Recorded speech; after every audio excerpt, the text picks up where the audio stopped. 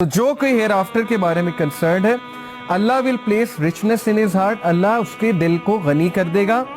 bring his affairs together, اس کے معاملات کو سمیٹ لے گا. یہ بہت بڑی بات ہے.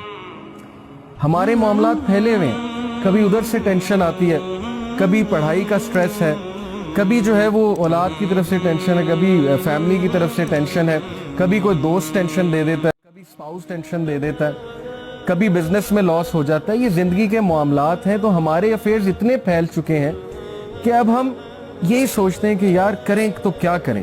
نہ نماز پڑھنے کا ٹائم ہے, نہ اللہ سے بات کرنے کا ٹائم ہے.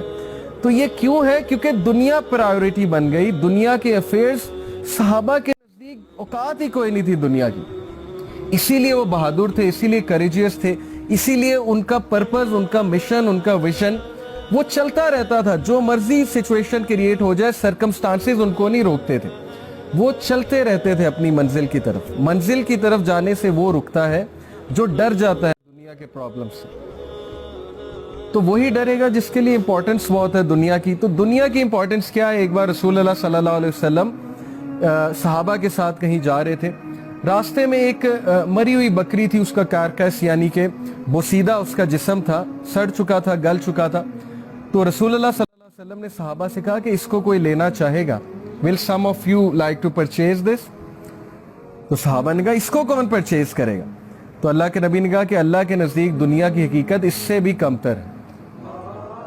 تو یہ دنیا کی حقیقت ہے. ہم دنیا کی ٹینشنوں پہ روتے ہیں کہ یہ ہو گیا, وہ ہو گیا. پرسپیکٹیو چھوٹا سا ہے نا, مائیوپک ویژن ہے. صحابہ کا ویژن ہی آخرت تھی. وہ ہنس رہے ہوتے تھے دنیا کے مسائل پہ, بہادری سے مقابلہ کر رہے ہوتے تھے کہ چلو 60 سال 50 سال کی زندگی گزر ہی جائے گی, ریوارڈ اللہ کے پاس ہے. صبر کرو, دل کو بڑا کرو, مقابلہ کرو زندگی کی مصیبتوں کا, مشکلوں کا, اللہ تعالیٰ اسٹرینتھ دے گا تمہیں. یہ ان کا ایٹیٹیوڈ تھا. تو بہرحال ہمارے افیئرز جو ہیں وہ پھیلے ہوئے ہیں, اور وجہ یہی ہے ہم نے اپنے آپ کو اللہ کے لیے فارغ نہیں کیا. ہر چیز کے لیے فارغ کیا ہوا ہے, لیکن اللہ کی جب بات آتی ہے تو ہم کہتے ہیں ہمارے پاس ٹائم نہیں.